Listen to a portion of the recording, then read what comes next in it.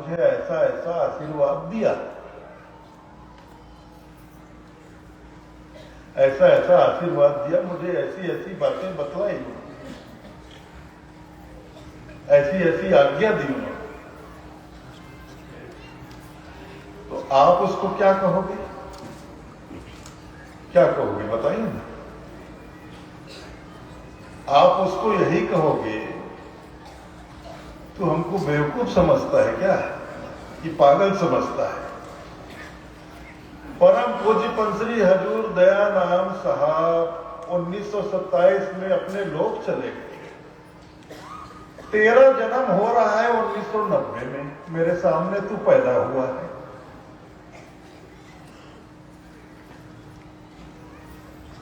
और आज तो कह रहा है तेरे को दयानाम साहब ने ऐसा ऐसा आशीर्वाद दिया, ऐसी ऐसी आज्ञा दी, ऐसी ऐसी बातें कही।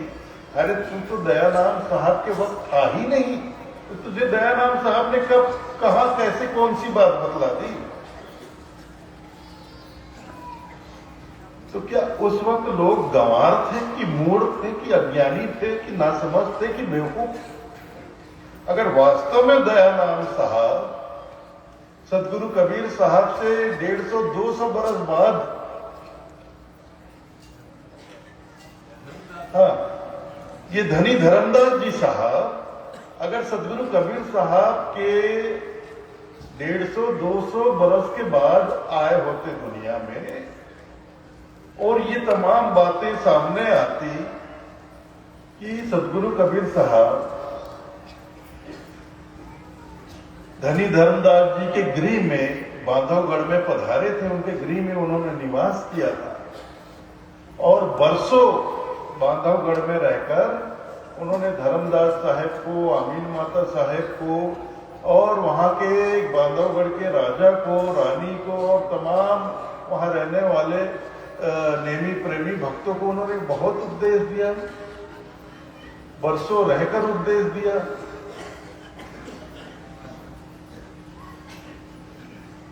तो इन बातों को कोई मानता है उस वक्त? अगर वास्तव में धर्मदास साहेब कबीर साहब से 150-200 बरस बाद अगर दुनिया में आए होते, तो कौन विश्वास करता इस बात को? कौन मानता भला इस बात को? सब लोग ये नहीं कहते? अरे भाई, सदगुरु कबीर साहब तो संमत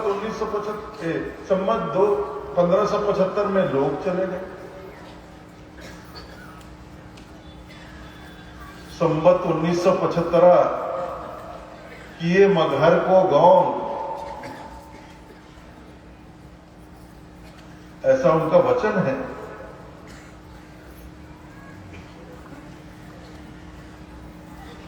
मगहर जाकर संवत 1575 में साहब ने मगहर जाकर जैसे प्रकट हुए थे कमल पुष्प, वैसे ही अंतर ध्यान हो गए।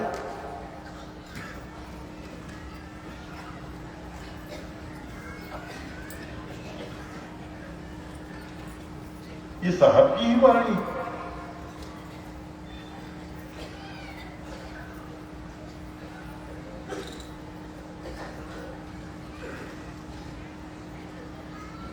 संवत 1575 किए मगहर को गौन, माघ सुदी एकादशी रलो पौन में पौन।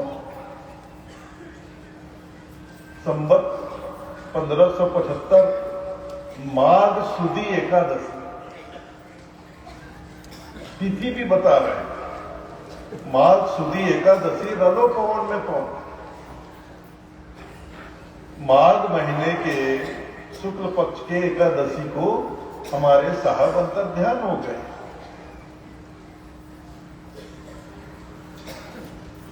अब उनके जाने के 200 साल बाद धर्मदास साहब आते और आकर इतनी बातें, इतने ग्रंथ साहित्य जो प्रस्तुत करते, तब के लोग क्या पागल थे? उनको जानकारी नहीं थी कि सदगुरु कबीर साहब तो संमत 1575 में ही अपने लोग चले गए, अंतर ध्यान होकर चले गए। और ये धर्मदास जी तो 17वीं शताब्दी में आ रहे हैं, 16वीं 17वीं शताब्दी में आ रहे। ये 200 साल बाद आकर ऐसी बातें कैसे कह सकते हैं? ये 200 साल बाद आए और कहते हैं कि सदगुरु कबीर साहब मेरे गृह में पधारे, बांधवगढ़ आए, वहां हमारे गृह में उन्होंने दर्शन दिया। अब उनके बहुत से साक्षी, सब सारे साक्षी शब्द भरे हुए हैं, बहुत से ग्रंथ, लगभग सभी ग्रंथों में, कबीर पंथ में जितने भी ग्रंथ हैं, लगभग सभी ग्रंथों में आपको सदगुरु कबीर साहब और धनी धर्मदास साहब के वाणी वचन संवाद रूप में मिलेंगे।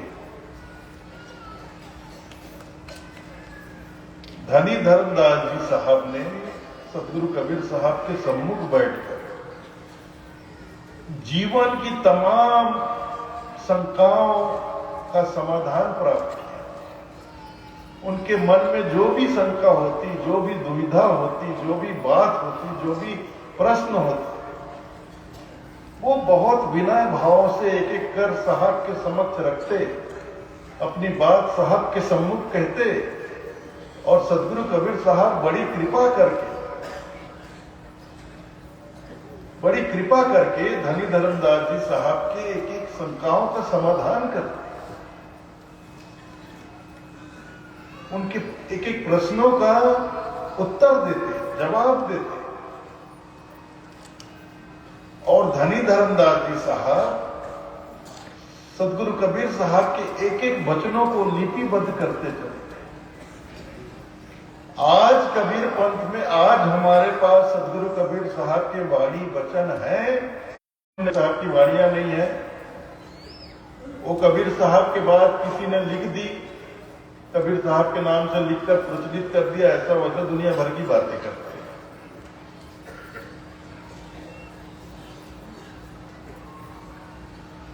ये भी बहुत अजीब सी बात है। और ये पारखी, तथाकथित पारखी लोग जो कहते हैं, वो संत अभिलाष दास जी हुए। ये पारखी लोग उनको सदगुरु अभिलाष दास जी कहते हैं, सदगुरु अभिलाष साहेब। अब ये अभिलाष दास जी का कार्यकाल रहा होगा मुश्किल से 35-40 बरस का। 35-40 बरस के अपने कार्यकाल में ये अभिलाष दास जी ने कम से कम 60-70 पुस्तक लिख डाले, छोटे बड़े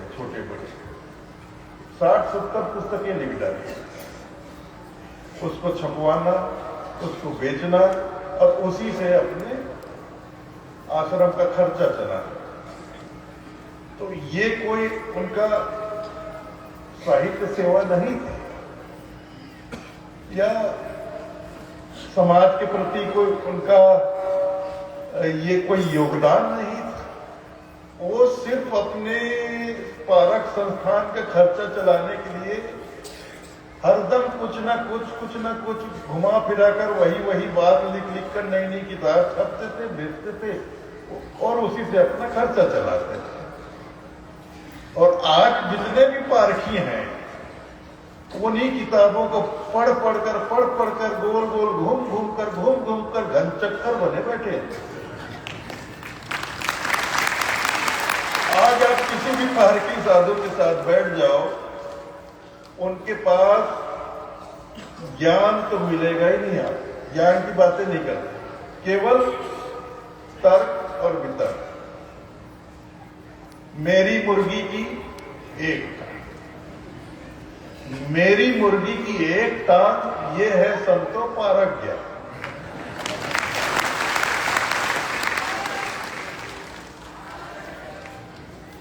एकदम हट वाली, अपनी बात पे अड़े रहना, तर्क पे तर्क करना, और तर्क खत्म हो जाए तो वितर्क करना। और बात पे दावा करना कि हमारा पारक सिद्धांत जो है ये विज्ञान पे आधारित है, विज्ञान पे आधारित है। हमारा पारक सिद्धांत जो है विज्ञान के द्वारा प्रमाणिक बातें ही करता है। ये कोरी कल्पनाओं की बातें नहीं करता है। तो ये पारखी लोग, कई बार मैं भी बैठा हूं, पर मैं अभिलाष दास जी के साथ भी बैठा हूं। 1998 में हरिद्वार में कुंभ का मेला हुआ था। तो एक दिन ऐसी संध्या काल में अभिलाष साहब जी हमारी छावनी में आए। हमने स्वागत किया, आसन दिया, बैठे, फल फूल, हमने जलपान वगैरह फल फूल की बात। फिर वो जाने लगे तो मेरा हाथ उन्होंने पकड़ा, फिर मुझसे कहा चलो अब मेरी छावनी में चलो। ठीक है साहब चलिए। तो मैं उनके साथ उनकी छावनी में चला गया। तो वहां बैठे हूं, वहां बैठे और भी पारकी संत लोग बैठे थे। तो मैंने वहां पे चर्चा चली, तो फिर वो बातें करने लगे यही सब कुछ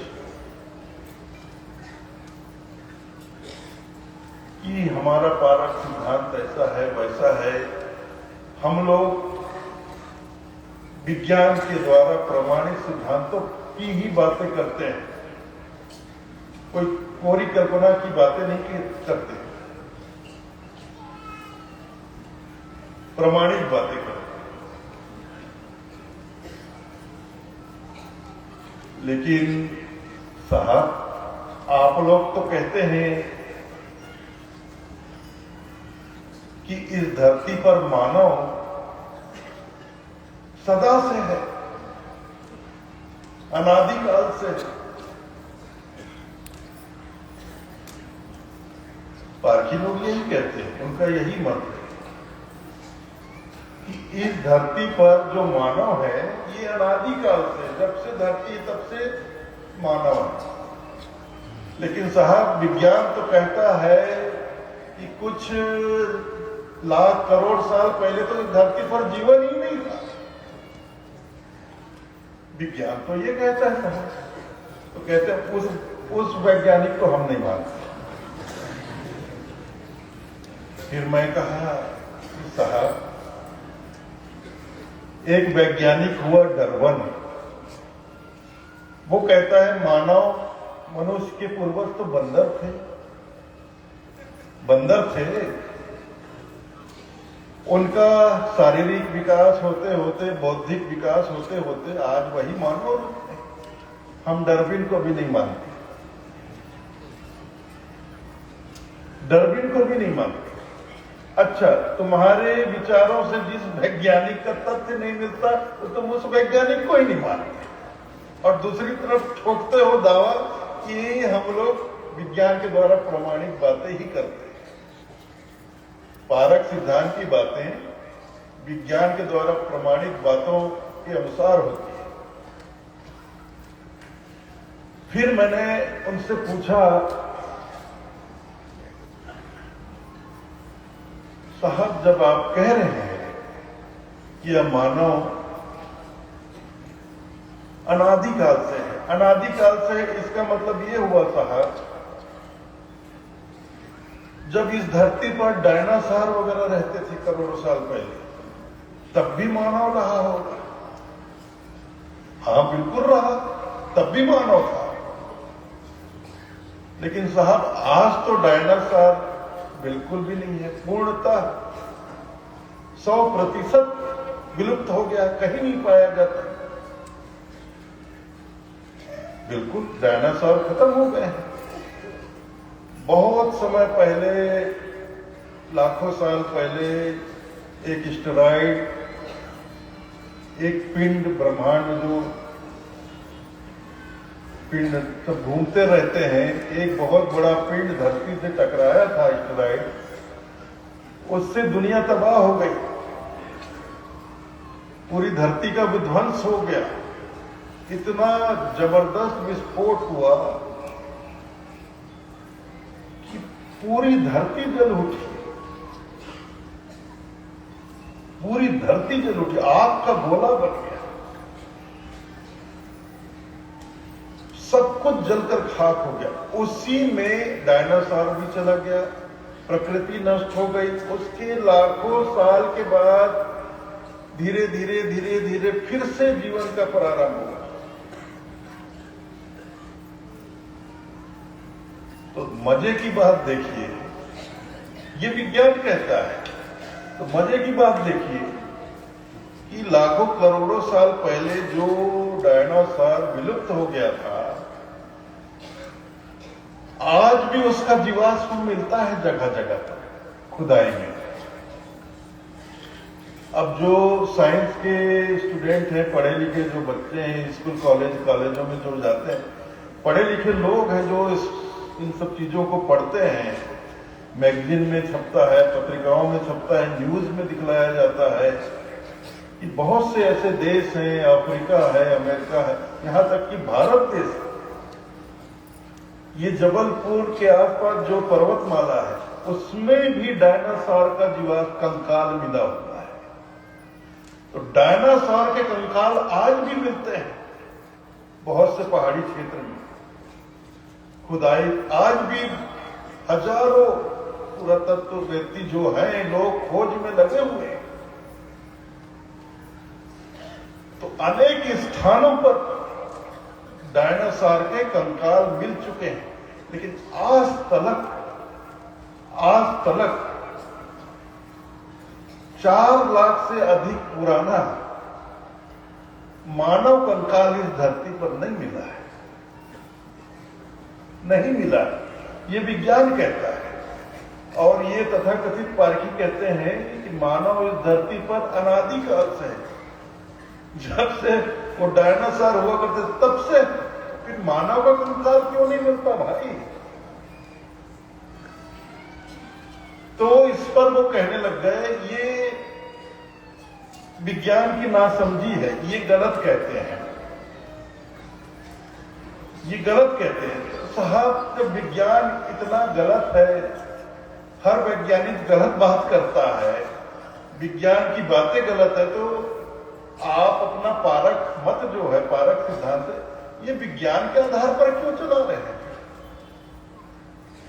जब ये विज्ञान ही झूठ बोल रहा है, उल्टी सीधी बातें कर रहा है, गलत जानकारी दे रहा है, तो वैज्ञानिक प्रमाण के आधार पर आप अपने पारक मत का प्रचार कर रहे हैं, तो फिर तो आप ही इन लोगों को धोखे में डाल रहे हैं। एक तरफ आप कहते हैं कि पारक सिद्धांत में वैज्ञानिक प्रमाणों के आधार पर बातें की जाती, दूसरी तरफ मैं जितने वैज्ञानिकों की बातें कर रहा हूं आपके सामने, आप सबको झूठा बोल रहे हैं कि ये विज्ञान की गलत जानकारी है, कि हम उस वैज्ञानिक को नहीं मानते, हम उस वैज्ञानिक को नहीं मानते। तो मतलब आप उसी वैज्ञानिक को मानते हैं जिसकी बातें आपकी विचारधारा से मिलती है। तो ये क्या बात हुई? ऐसा थोड़ी ना होता है। तो उस दिन मेरे को हाथ पकड़ कर लग गए, तो मैंने भी नहीं छोड़ा उनको। अच्छा साहब, ये बताओ, जब आप कह रहे अनादिकाल से या मानव है, फिर ये जीव भी अनादिकाल से होगा? बिल्कुल, जीव अनादिकाल से है। ठीक है साहब, तो ये जीव शरीर धारण करता है। अब यहाँ पर तो जो भी शरीर धारण करता है, चाहे जिस प्राणी का भी शरीर हो, पक्षी का शरीर हो, चाहे जलचर हो, थलचर हो, नभचर हो, उसकी तो एक आयु की सीमा होती है, उसके बाद शरीर नष्ट हो जाता है। फिर ये जीव जाता कहाँ है? तो बोलते हैं जीव का पुनर्जन्म होता है। इस बात को मानते हैं कि यह जीव योनियों को धारण करता है, अनेक योनियों को धारण करता है, इस बात को मानते हैं। फिर कहते हैं, तो जैसे मानव जीवन में जीव आया, मानव योनि को प्राप्त किया, तो मानव योनि में आकर मानव जीवन प्राप्त करके अगर उसने आत्मज्ञान प्राप्त नहीं किया, आत्मबोध नहीं किया, अपनी मुक्ति नहीं की, तो फिर वो 84 में चला जाएगा, 84 लाख योनियों में फिर से भटकेगा। तो कहते हैं नहीं, नहीं भटकेगा। तो साहब कैसे होगा? एक बार मानव योनि में आने के पश्चात आगे यह जीव मानव योनि ही प्राप्त करता जाएगा। तो मैंने पूछा, साहब ये ज्ञान आपको कब प्राप्त हुआ? आप भी पिछले जन्म में मानव थे, फिर से इस जन्म में मानव योनि धर के आई, आपको ये बात याद रह गई है क्या? और ये पक्की बात है कि इस जन्म के बाद अगली जन्म में आप मानव योनि में ही जाएंगे। ये तो बिल्कुल पक्की बात है कि मानव योनि में आने के बाद आगे जितने भी जन्म होंगे यह जीव जाएगा, मानव योनि ही धारण करेगा, पशु पक्षी का योनि धारण नहीं करेगा। तो ये आप किसके आधार की, कौन से विज्ञान के आधार पर ये बात कर रहे हैं? और सबसे पहले तो आप मुझे ये बताइए, ये जो जीव है यह योनि को धारण किस वक्त करता है? कहां पे करता है? किस वक्त करता है?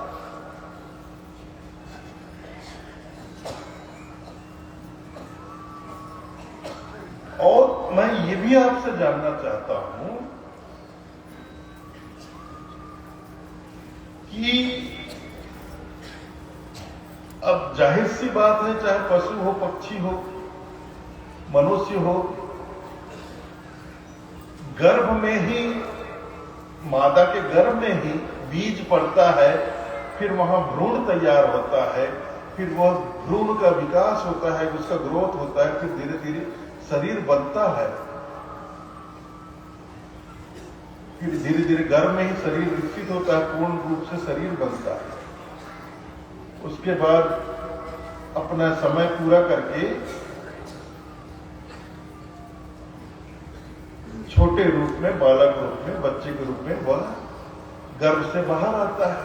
इस तरह तो गर्भ से बाहर आता है, कई बार देखा गया, वैज्ञानिक देखता है कि मृत सा आता है बच्चा, उसमें कोई हरकत नहीं होती, मृत सा आता है। तो बाहर आते ही डॉक्टर लोग उसको उल्टा लटका के ठोकते पीटते पंप करते हैं, तब जाकर एकदम से उसका मुंह खुलता है, सांस लेना शुरू करता है, चीखना, चिल्लाना, रोना चालू करता है।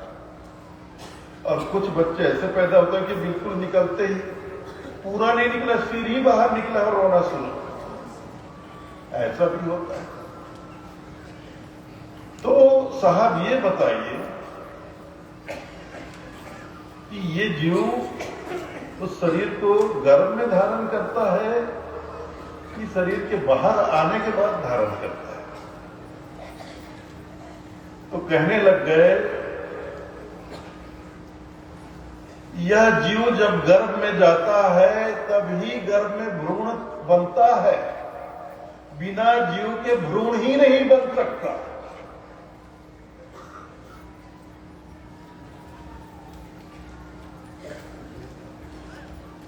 समझ रहे हैं आप बात? वो क्या कह रहे हैं, ये पारक सिद्धांत क्या कह रहे हैं, आप समझ रहे हैं इस बात? यह जीव गर्भ में जाता है तभी भ्रूण बनता है, गर्भ में।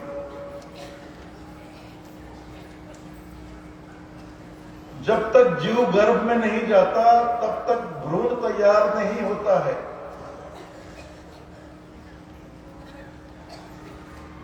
तो इसका अर्थ ये हुआ भाई, अब बात ये है कि नर और मादा के मिलन से ही मादा के गर्भ में पुरुष का बीज पड़ता है और मादा के गर्भ में अंडाणु होता है। पुरुष के द्वारा शुक्राणु जाता है जिसे बीज कहते हैं। अब वो बीज शुक्राणु जाकर अंडे में प्रवेश करता है, तब भ्रूण तैयार होता है, ये विज्ञान कहता है। और आप कह रहे हैं कि जीव जब गर्भ में जाता है तभी भ्रूण तैयार होता है, बनता है। तो मैं ने साहब से कहा, बिलाल साहब से, मुझे कहना तो नहीं चाहिए साहब, बात बड़ी अजीब सी है और एक तरह से मैं समझता हूं ये कहने लायक बात भी नहीं है, लेकिन आपने मुझे इतना उलझा दिया कि मुझे कहना पड़ेगा ये बात। तो देखिए साहब, इसके लिए फिर जरूरी है कि स्त्री और पुरुष का विवाह होना आवश्यक है। विवाह के पश्चात ही नर और मादा का मेल होगा, मेल होगा तभी गर्भ में बीज पड़ेगा। इसका मतलब यह हुआ साहब, आपके कहने के अनुसार यह जो जीव है सर, एक शरीर छोड़ने के बाद, अब आप कह रहे हैं कि मानव एक बार मानव योनि को प्राप्त कर लेने के बाद अगले हर जन्म में यह जीव मानव योनि ही धारण करेगा, मानव शरीर ही धारण करेगा। इसका मतलब ये हुआ साहब कि एक मानव शरीर छोड़ने के बाद यह जीव जाकर हर उस नवविवाहित कपल के, जोड़ी के बेडरूम में जाकर चुपचाप बैठा रहता है कि ये दोनों कब मिले, कब मिले और ये पुरुष का बीज उस मादा के गर्भ में पड़े और मैं जाकर घुस जाऊं। क्या फालतू बात कर रहे हो साहब?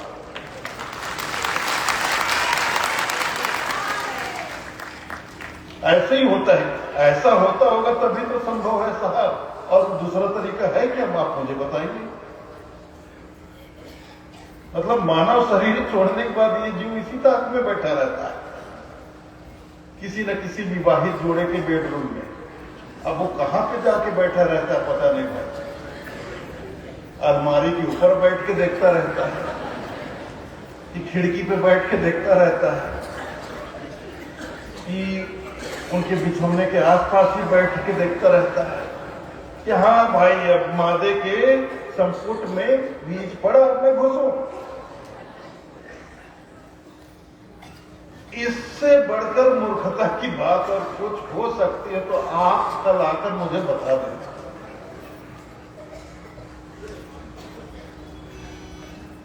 और यही पारखी ये तर्क देते हैं कि धनी धर्मदास जी साहब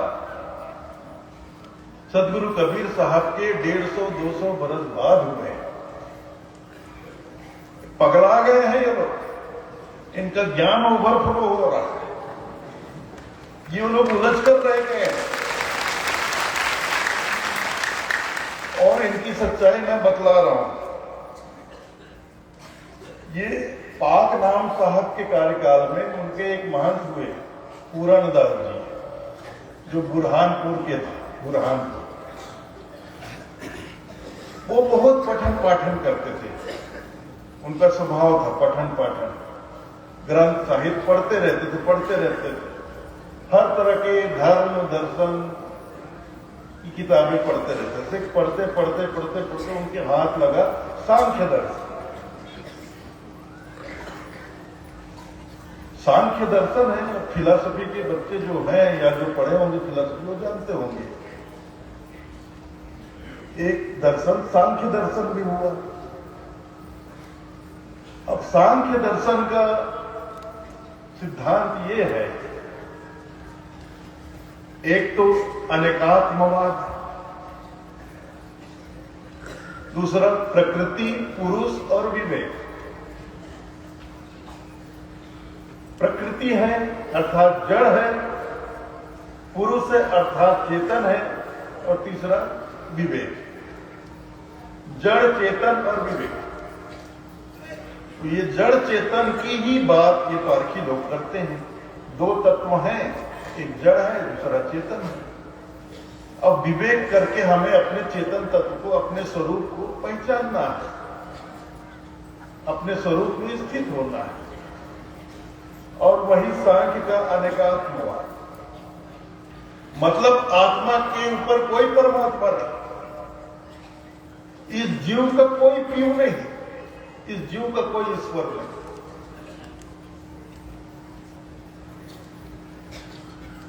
बिल्कुल नास्तिक दर्शन।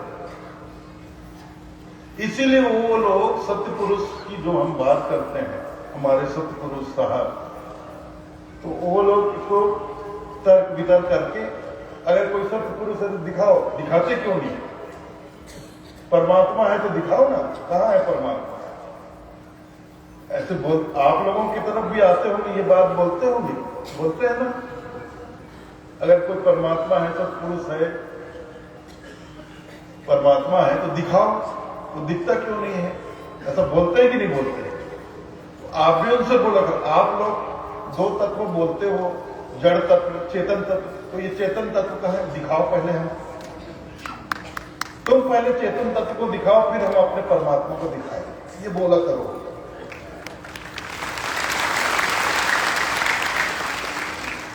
कहां है ये चेतन तत्व? चलो एक बार वो चेतन तत्व को हमको दिखाते कि ये देखो, ये जड़ है और ये चेतन है।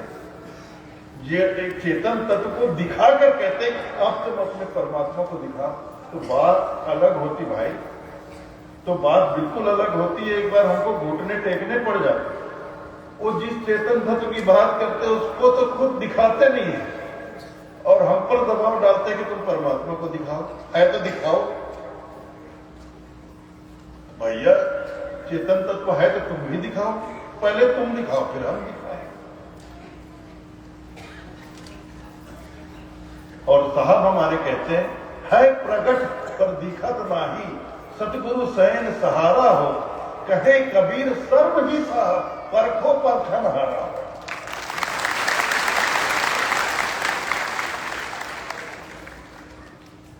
ये पारखियों के जो तथाकथित पारखी है ना, इनके लिए ही साहब कहते हैं, है प्रकट पर दिखत नाही, सतगुरु सैन सहारा। है प्रकट, वो प्रकट है, लेकिन चमड़े की आंखों से नहीं दिखने वाले हैं।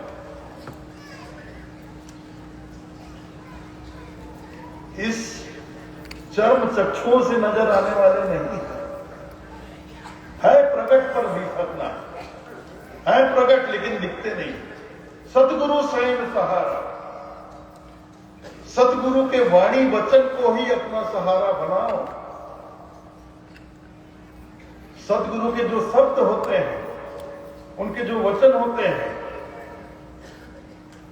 उनके वचनों को, उनके वाणी वचनों को, उनके शब्दों को हृदय में उतारो, चिंतन करो, मनन करो, उसको समझो, परखो।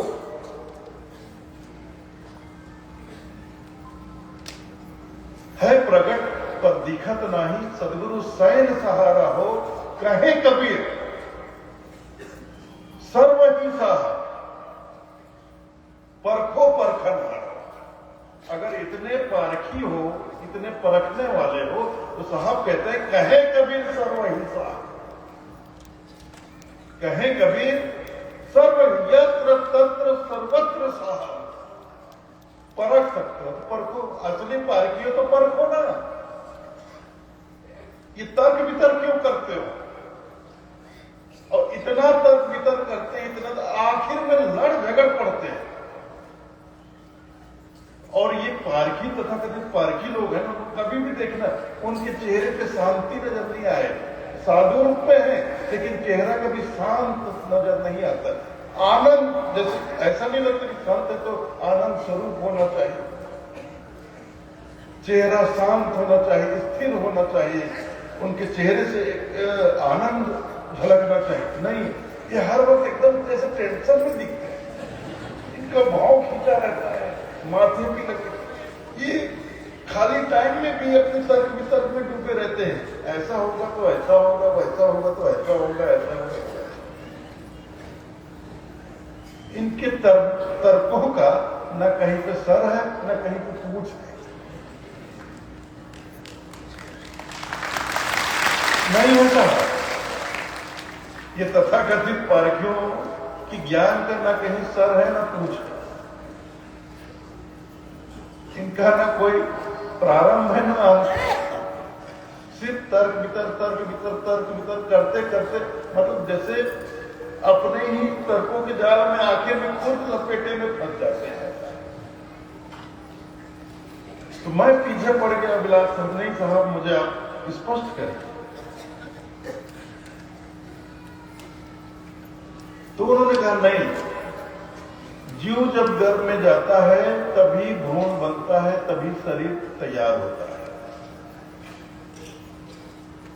अगर ऐसा है साहब तो फिर आप मुझे स्पष्ट बताइए, अगर जीव के गर्भ में जाने से ही गर्भ में भ्रूण तैयार होता है तो इसका मतलब ये हुआ कि उसके बाद शरीर बनकर जो बाहर आता है फिर उसका जो विकास होता है, बड़ा होता है,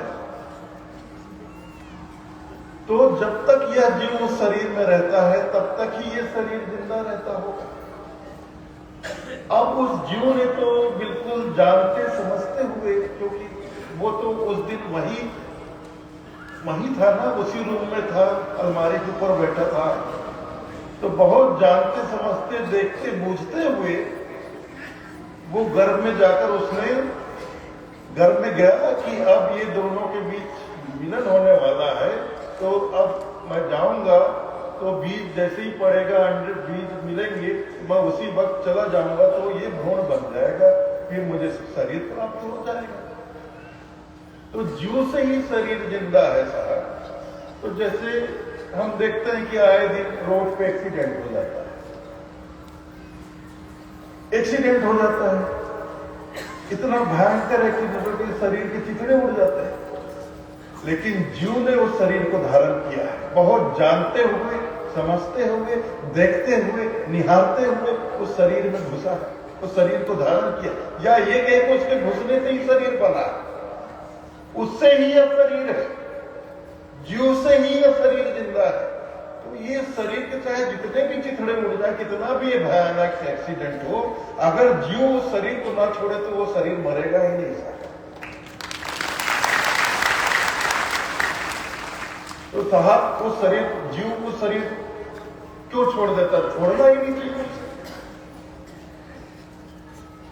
वो तो खुद ही घुसा है ना शरीर में। अगर उस शरीर को चोट लग गई, कहीं को नुकसान या कोई बीमारी भी हो गई, तो अंदर ही अंदर उसको मैकेनिक का काम करके बीमारी को ठीक कर देना चाहिए, डॉक्टर का काम करके।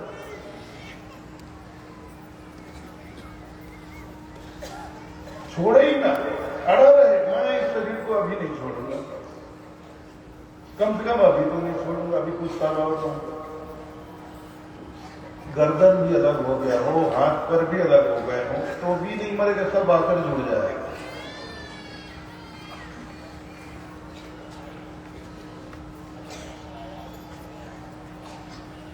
अब क्या कहोगे साहेबा, क्यों छोड़ देता है? नहीं, जैसे ये हमारा कपड़ा फट जाता है, पुराना हो जाता है, तो हम इसको उतार कर नया पहनते हैं। ऐसे ही जब ये शरीर नष्ट हो जाता है तो जीव उसको छोड़ देता है दूसरे। अरे साहब आप कह रहे हैं कि जीव के बिना शरीर ही नहीं बनता, तो ये जीव शरीर को छोड़ेगा ही नहीं तो शरीर नष्ट होगा कैसे? ये जीव शरीर को छोड़ेगा तभी तो शरीर नष्ट होगा। ठीक है, चोट लग गई, उसको बीमारी हुई, लेकिन वो छोड़े ही ना जीव, तो कैसे नष्ट होगा? फिर से बन जाए, जैसे भ्रूण उस जीव के कारण पूरा एक शरीर बन जाता है, तो अभी तो शरीर बना ही हुआ है, तो थोड़ा सा नुकसान हुआ है, चोट वोट लगी है, अगर जीव बैठा रहे पकड़कर तो वो तो छोटा मोटा चोट है, कटा फटा, वो तो ठीक हो जाएगा। जब वो पूरा शरीर ही बना सकता है तो शरीर, टूटा फूटा शरीर भी ठीक कर सकता है। नहीं साहब आप मुझे उलझा रहे हो, मैंने साहब आप मुझे उलझा रहे हैं, मैं ऐसे तो नहीं यहाँ से जानने वाला नहीं। आप मेरे को बिल्कुल, आप मुझे संतुष्ट करिए, मुझे क्लियर करिए। मुझे लग रहा है कि आप मतलब आप खुद ही मतलब इस विषय में आप खुद ही भ्रम में, आप स्वयं ही स्पष्ट नहीं है, स्पष्ट जवाब नहीं दे पा रहे हैं। आप बताइए। तो हंसने लग गए, फिर बोले मैं चिंतन करके बताऊंगा। मैं चिंतन करने के बाद बताऊंगा, इस पर आगे चर्चा करूंगा। मैंने कहा ठीक है साहब, आप चिंतन करते रहो, मैं तो चला। मैं खड़ा हुआ कि मैं जो आज्ञा दीजिए साहब, मैं चलता। जब लगे मेरा हाथ पकड़े, अपनी तरफ खींचे, मुझे गले से लगाया। ऐसे अभिलाष साहब ने एकदम मुझे ऐसे गले से लगाया, लगा कर रखे 1 मिनट। बहुत आनंद आया आपके साथ। जी साहब, मुझे भी आनंद आया और मैं चलता, मैं चला। उसके बाद फिर ऐसा सही होगा, फिर कभी उनसे भेंट नहीं हो रही।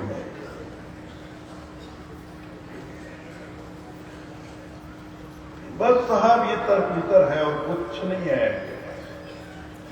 और अपने तर्क वितर्क में खुद फंस जाते हैं, खुद फंस जाते हैं। इनके पास जवाब नहीं होता है।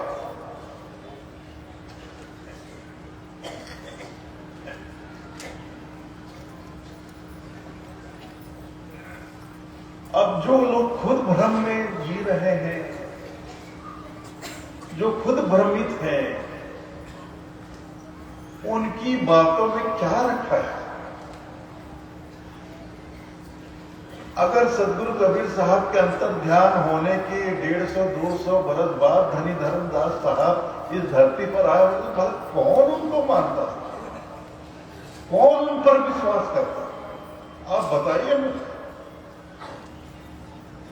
जैसे हमारे गुरुदेव परम पूज्य पंचश्री हजूर गृंद मुनिनाथ साहब, माघ पूर्णिमा 1992, माघ पूर्णिमा 1992 दोपहर 1 बजे अपना शरीर त्याग दिए और अपने लोग चले गए। 1992 में माघी पूर्णिमा के दिन। अब 1992 के बाद 1998 में, 1999 में, सन 2000 में, सन 2002 में, सन 2003 में किसी का जन्म होता है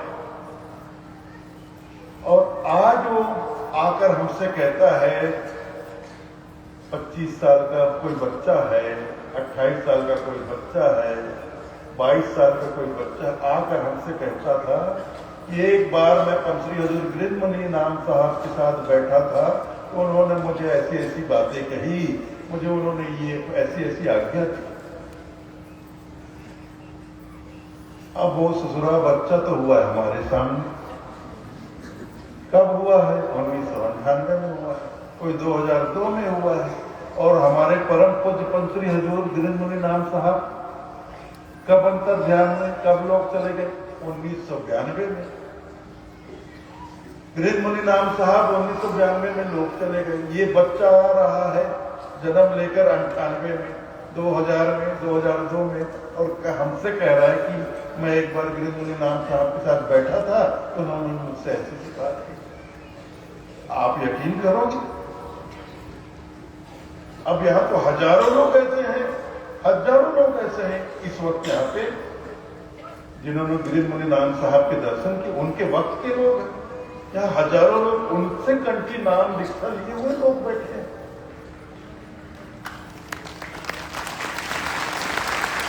परम पूज्य पंचश्री हजूर गृंद मुनिनाथ साहब के समय के लोग आज भी हजारों में,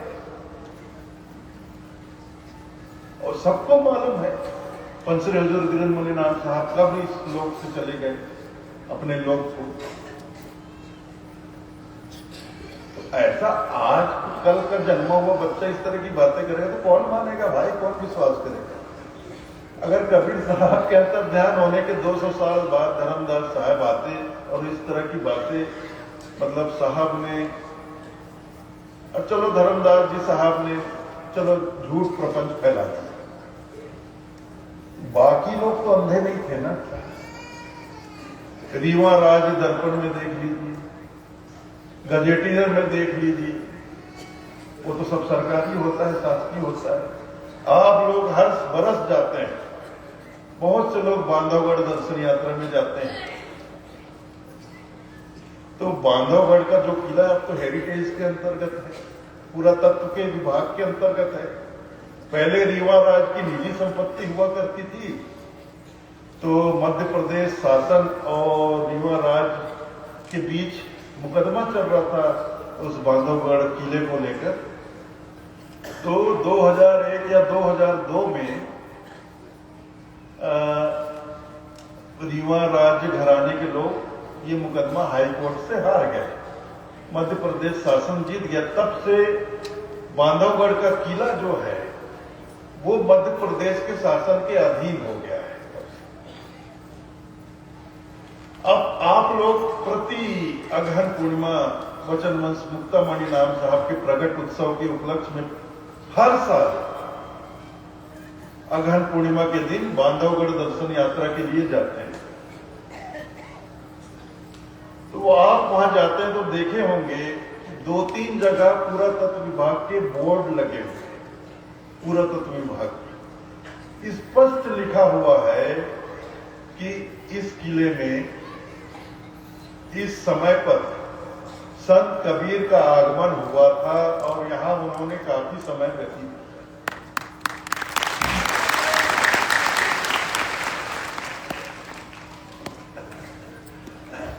और रीवा राज्य दर्पण है, गजेटियर है, वो तो सब शासकीय है। उसमें उसी काल कबीर साहब के कार्यकाल उसके वक्त की एक बात लिखी हुई है। वो बात लिखे हुए है धनी धर्मदास जी साहब के पिता के संबंध में, मनमहेश साव, उनके संबंध में भी लिखा हुआ है। धर्मदास जी का नाम पहले कबीर साहब की शरण में आने से पहले जुड़ावन दास और आमीन माता का नाम सुलक्षणा पति।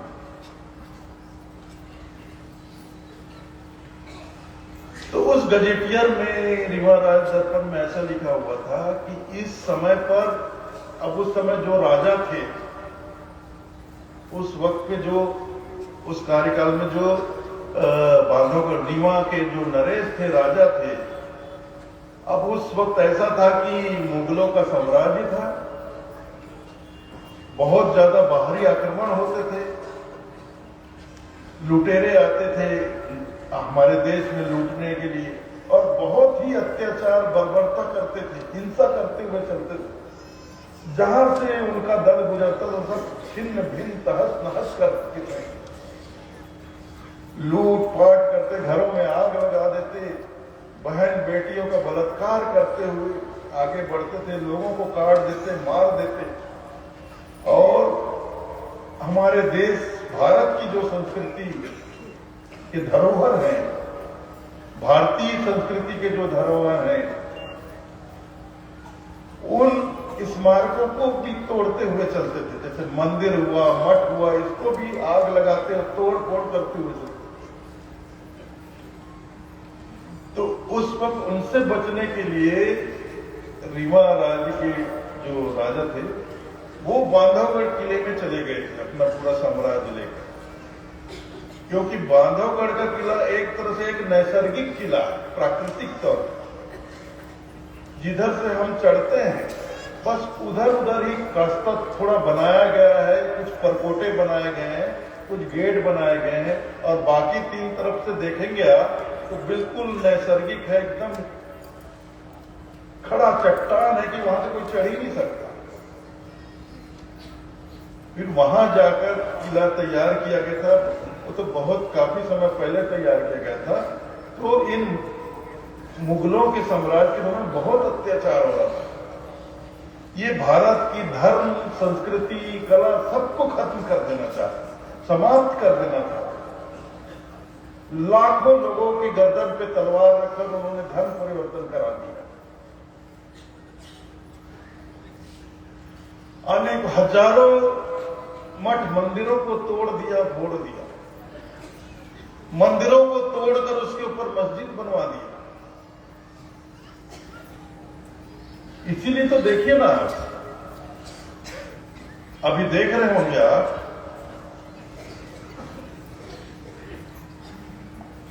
जहां खुदा है वही मंदिर है, जहां जहां खुदा है वहां महामंदिर।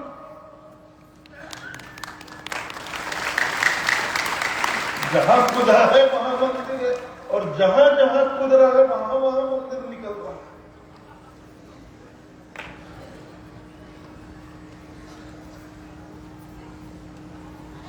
कुछ कम्युनिस्ट लोग चिल्ला रहे हैं, बौखला रहे हैं कि मस्जिदों को तोड़ा जा रहा है, मस्जिदों को तोड़ा जा रहा है, माइनॉरिटीज पर अत्याचार किया जा रहा है, अल्पसंख्यकों पर अत्याचार किया जा रहा है। अरे भाई, 25 करोड़ की आबादी अल्पसंख्यक होती है क्या? 25 करोड़ की आबादी, अच्छे अच्छे देश की पूरी आबादी 25 करोड़ नहीं है। पाकिस्तान की आबादी 25 करोड़ नहीं है।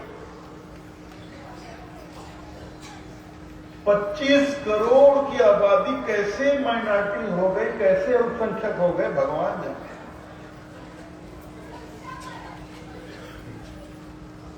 इसका भी कोई मानक तय करना चाहिए जी कि देश की कुल जनसंख्या के इतने प्रतिशत तक के लोगों को माइनॉरिटी अल्पसंख्यक माना जाएगा।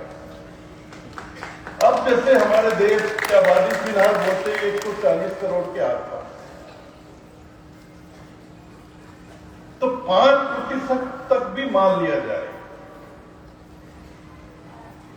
देश की कुल जनसंख्या के 5% तक के जो लोग हैं, जिस कम्युनिटी के लोग हैं, जिस समुदाय के लोग हैं, तो उनको अल्पसंख्यक माना जाएगा।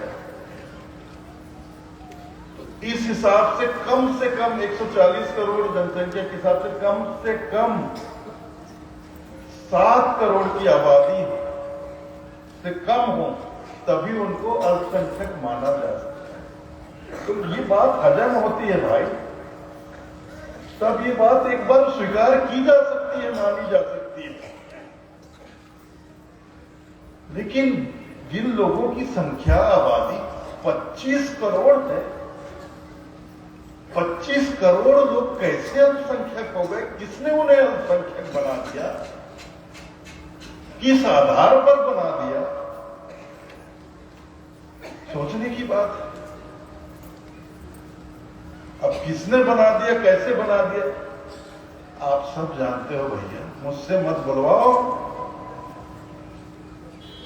अब आजादी के बाद 1947 से अब 50-55 साल तक सत्ता में था ही कौन? आप सब जानते हो।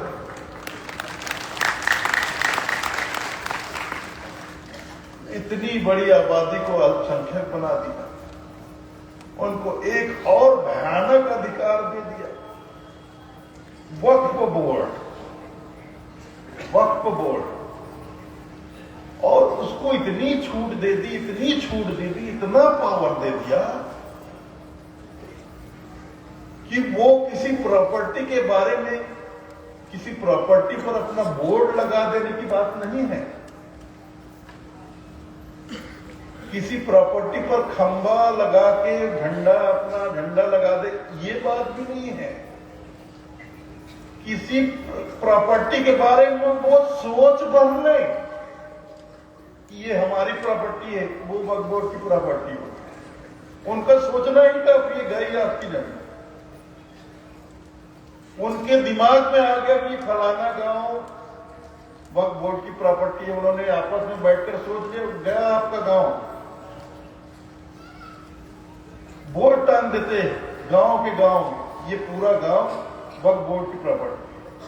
वो कह रहे दिल्ली में जो संसद भवन है ना, वक्फ बोर्ड की प्रॉपर्टी पर बना हुआ है। एयरपोर्ट जो है वक्फ बोर्ड की प्रॉपर्टी पर बना हुआ है। बंबई में मुकेश अंबानी का घर है, वक्फ बोर्ड की प्रॉपर्टी पर बना हुआ है। पूरे गांव के गांव को बोल रहे वक्फ बोर्ड की प्रॉपर्टी पर बना। तमिलनाडु में एक गांव को घोषित कर दिया कि ये गांव पूरी का पूरा गांव वक्फ बोर्ड की प्रॉपर्टी है। अब संयोग ये हुआ, उस गांव में 1500 साल से भी पुराना एक हिंदुओं का मंदिर है, 1500 साल पुराना, उससे भी कहीं अधिक पुराना। और ये जो इस्लाम है, ये अभी कुल जमा 1400 साल का है।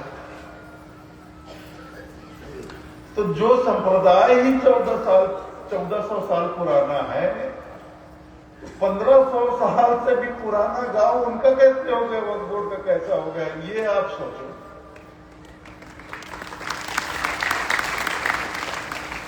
और अभी ये 1914 में जब बहुत बड़ा परिवर्तन आया हमारे देश की राजनीति में,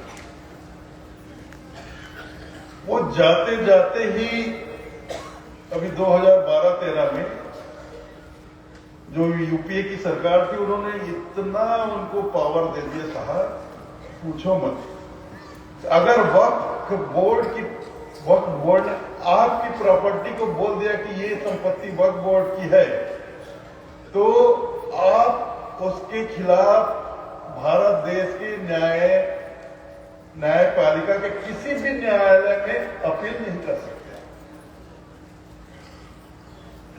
वो आगे आपके जो जैसे जमीन है, आपका मकान, वहां बोर्ड लगा देंगे वक्फ बोर्ड की प्रॉपर्टी, उनका कब्जा, वो झंडा गाड़ के बैठ जाएंगे।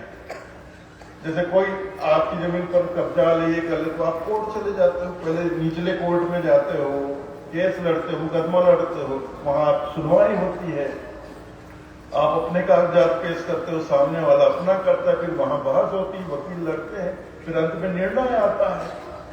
और उस निर्णय से अगर आप संतुष्ट नहीं होते तो फिर ऊपरी अदालत में चले जाते हो, फिर और ऊपरी अदालत में चले जाते हो, हाई कोर्ट में चले जाते हो। हाई कोर्ट के फैसले पर भी आपको संतोष नहीं मिलता है तो आप सुप्रीम कोर्ट तक जाते हो। और ये वक्फ बोर्ड के खिलाफ आप निचला कोर्ट तो छोड़िए ना, आप हाई कोर्ट में जा सकते हैं, ना सुप्रीम कोर्ट में जा सकते हैं। अगर ये आपकी प्रॉपर्टी पर काबिज हो गए, उन्होंने वहां पे ठप्पा लगा दिया कि वक्फ बोर्ड की प्रॉपर्टी है, तो आपको पता है कहां अपील करना पड़ेगा? वक्फ बोर्ड के ही न्यायालय में आपको जाना पड़ेगा, उनका ही न्यायालय, वक्फ बोर्ड का ही न्यायालय, उनके ही न्यायाधीश, उनके ही वकील, मतलब सुनने वाले भी वही, फैसला सुनाने वाले भी वही, कब्जा करने वाले भी वही। क्या आपको इंसाफ मिलेगा? कैसे न्याय मिलेगा आपको? कहां से न्याय मिलेगा? और एक चीज तो मैं देखता हूं, ये सन मुझे बहुत अच्छे से याद है, ये सन 2007 की बात है। 2007 मनमोहन सिंह जी प्रधानमंत्री थे, उन्होंने नेशनल टीवी के सामने आम सभा में इस मंच से कहा था, भारत देश के जितने भी संसाधन हैं, जितने भी रिसोर्सेस हैं, भारत देश के जितने भी संसाधन है, उन पर पहला हक, पहला अधिकार अल्पसंख्यकों का होगा। उसके बाद फिर बोलते हैं सुधार कर, भारत देश में जितने भी संसाधन हैं, उन पर पहला अधिकार मुसलमान अल्पसंख्यकों का होगा। ये क्या भेदभाव है भाई? भारत देश में जितने भी संसाधन, जितने भी रिसोर्सेस है, चाहे जिस तरह के भी हो, उस पर अधिकार होगा, तो हर भारतवासी का बराबर अधिकार होना चाहिए। और आपका संविधान, जो इस देश का संविधान है, वो तो समानता की बात करता है ना। भारत के नागरिकों समान अधिकार की बात करता है ना। तो आपने कैसे कह दिया, ये इन्होंने कैसे कह दिया, प्रधानमंत्री होते हुए, कि देश के संसाधनों पर पहला अधिकार मुस्लिम अल्पसंख्यकों का है, मुस्लिम माइनॉरिटीज लोगों का है। ये कैसे कोई प्रधानमंत्री कैसे कह सकता है ये बात?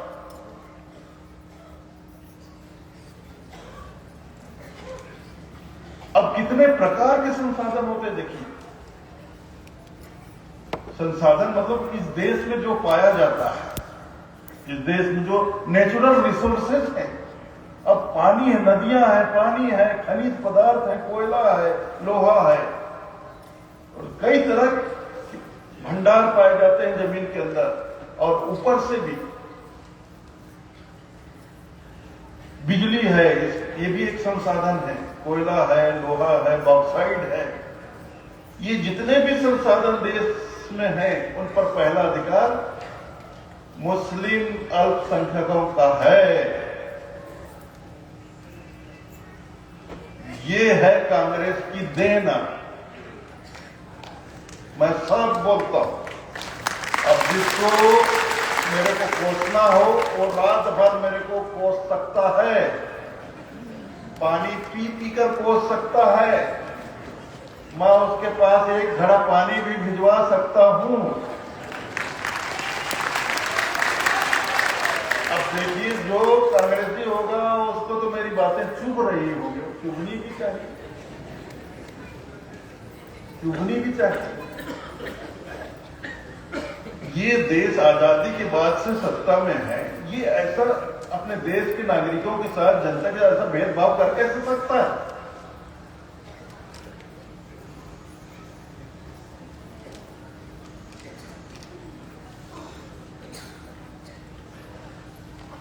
ये तो बहुत गलत तरह की बातें हैं। बात वही हो तो जो मुगलई फरमान उस वक्त चलता था, मतलब एक तानाशाही प्रवृत्ति मुगल काल में चलती, अत्याचार होता था, जबरदस्ती होता था, लोगों को कुचला जाता था, दबाया जाता था, उनका शोषण किया जाता था। कांग्रेस के कार्यकाल में भी यही सब हुआ है, यही हुआ। अरे कांग्रेस ने तो बाबा साहेब आंबेडकर तक को नहीं छोड़ा है साहब।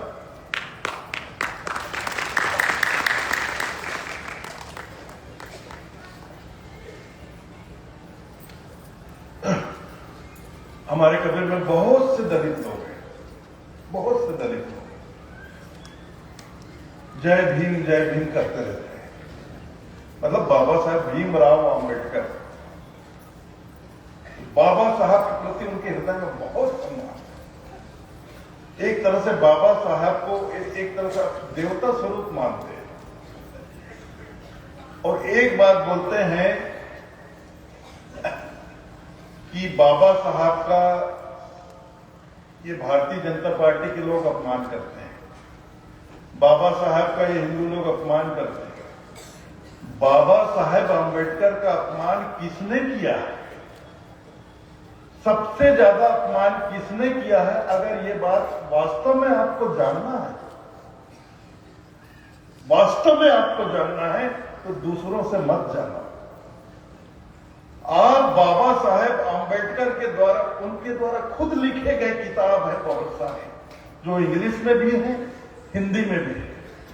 आपको जो भाषा समझ में आती है, 1936 से बाबा साहेब आंबेडकर की किताब प्रकाशित हो, आप उनके तमाम किताब ले आइए और ध्यान से एक पन्ना पलट कर पढ़िए। बाबा साहेब आंबेडकर का जितना अपमान पंडित नेहरू ने और कांग्रेस ने किया है, दुनिया में किसी ने उतना अपमान नहीं किया।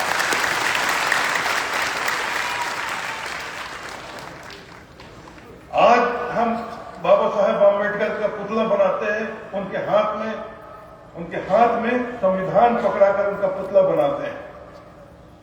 आपको मालूम है, संविधान तैयार करने के लिए एक समिति तैयार की गई, एक समिति तैयार की गई, लगभग 250 लोगों की समिति तैयार की। उसमें लगभग 280-270 लोग, ऐसा कुछ। उस समिति में बाबा साहेब आंबेडकर का नाम ही नहीं था। ये संविधान तैयार करने के लिए जो समिति बनी और उसमें जो सूची तैयार की गई, उसमें बाबा साहेब आंबेडकर का नाम ही नहीं जोड़ा गया था। पंडित नेहरू ने उनका नाम ही नहीं रखा। फिर ये जो कुछ है, ये राजेंद्र बाबू थे, डॉक्टर राजेंद्र प्रसाद जी, जो हमारे देश के पहले राष्ट्रपति हुए, उन्होंने ये बात महात्मा गांधी जी से कही, गांधी जी को ये बात बतलाई कि अभी के समय में हमारे साथ अगर कोई सबसे ज्यादा पढ़ा लिखा विद्वान आदमी अगर कोई है तो वो बाबा साहेब आंबेडकर है। और ये सत्य है। उस वक्त, आजादी के वक्त, बाबा साहेब आम्बेडकर से ज्यादा पढ़ा लिखा, शिक्षित और समझदार और एक बौद्ध पुरुष और ये कहे कि दूरदृष्टि रखने वाला व्यक्ति कोई नहीं था, कोई नहीं। और उनको ही संविधान के निर्माण के लिए जो समिति बनाई जा रही थी उनका नाम तक नहीं रखा गया था। तो ये राजेंद्र बाबू ने जाकर महात्मा गांधी से बात की, तब महात्मा गांधी के कहने पर बाबा साहेब आम्बेडकर का नाम उस समिति में जोड़ा गया और सबसे अधिक योगदान बाबा साहेब आम्बेडकर का ही रहा इस संविधान के निर्माण में। तब आज उनको हम लोग बहुत गर्व से, बहुत गौरव से कह पाते हैं कि बाबा साहेब आम्बेडकर हमारे देश के संविधान के निर्माता हैं। नहीं तो इस नेहरू ने तो उनको बाहरी एक मक्खी में पड़े हुए, चाय में पड़े हुए मक्खी की तरह निकाल के फेंक दिया था। आप बाबा साहब का किताब पढ़िए, अपनी पीड़ा, बाबा साहब ने अपनी पीड़ा, अपमान की पीड़ा उन्होंने अपने हाथों से, अपने कलम से उन्होंने कागज पर लिखी है, जो प्रकाशित है। तब आपको पता, आप पहले सही जानकारी तो ले लीजिए, गाली गलौज उसके बाद आपको जितना जी करे करना, जिसको कोसना हो कोसना, जिसको गाली देना हो देना, लेकिन पहले सही जानकारी इकट्ठा कर लो। बहुत से लोग तो ये भी नहीं जानते हैं कि आपसे पूछा जाता है भारत के पहले प्रधानमंत्री कौन बने, कौन हुए, बताइए। पंडित जवाहरलाल नेहरू, है ना? यही पढ़ाया गया है ना हमको शुरू से, यही पढ़ाया गया है। पता है पंडित जवाहरलाल नेहरू भारत के पहले प्रधानमंत्री कैसे बने? कैसे बने ये आपने पढ़ा कि ये जानने की कोशिश आपने की कभी? कभी नहीं की हो। बस इतना पढ़ लिया स्कूल में, किसी ने बता दिया भारत के पहले प्रधानमंत्री जवाहरलाल नेहरू हुए। लेकिन भारत के पहले प्रधानमंत्री जवाहरलाल नेहरू कैसे बने, किस तरह से बने, ये आपने कभी जानने की कोशिश तक नहीं। जब अंग्रेज भारत छोड़कर जाने के लिए तैयार हो गए,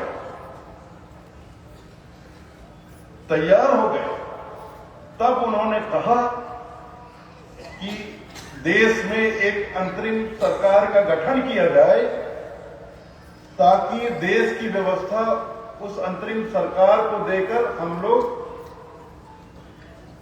भारत छोड़कर वापस जा सके। तो इसके लिए ये किया गया कि अब उस समय एक ही पार्टी थी, कांग्रेस। ये कांग्रेस पार्टी है ना, ये कांग्रेस पार्टी भी किसी भारतीय के द्वारा स्थापित हुआ नहीं है। ये कांग्रेस पार्टी भी एक विदेशी आदमी के द्वारा स्थापित है सन 1800 कुछ में। और जब से स्थापित हुआ उसके बाद लगातार इसके अध्यक्ष कई विदेशी हुए। विदेशी लोग ही, अंग्रेज लोग थे ना यहाँ, उन्हीं का राज चला, अंग्रेज लोग ही उसके अध्यक्ष बन सकते। उनसे दुखी होकर मैं तो कहता हूं यहां कम से कम 90% लोग एक बात नहीं जानते। आप सब जानते हैं ना, गांधी जी भी कांग्रेस से जुड़े हुए थे, जानते हैं ना? महात्मा गांधी भी कांग्रेस से जुड़े हुए थे। लेकिन क्या आप ये बात जानते हैं कि आजादी से 13 साल पहले, आजादी कब मिली? 1947 में। आजादी से 13 साल पहले सन 1934 में महात्मा गांधी ने कांग्रेस छोड़ दिया।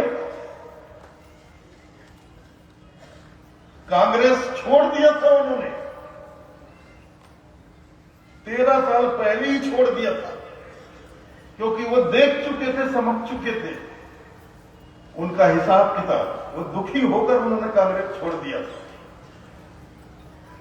अगर आपको यकीन ना आए, अभी यहां से जाने के बाद गूगल में सर्च कर लेना, महात्मा गांधी ने कांग्रेस कब छोड़ा था, आपको सारी जानकारी मिल जाएगी।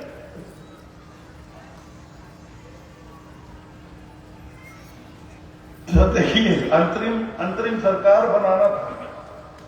उस समय 15 राज्य थे पूरे देश में, 15 राज्य।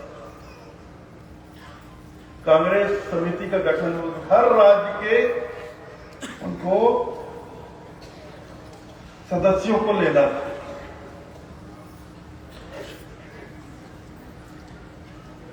और ये था, ऐसा प्रावधान रखा गया, तैयारी की गई कि लगभग ये बात तय हो गई कि कांग्रेस पार्टी जो है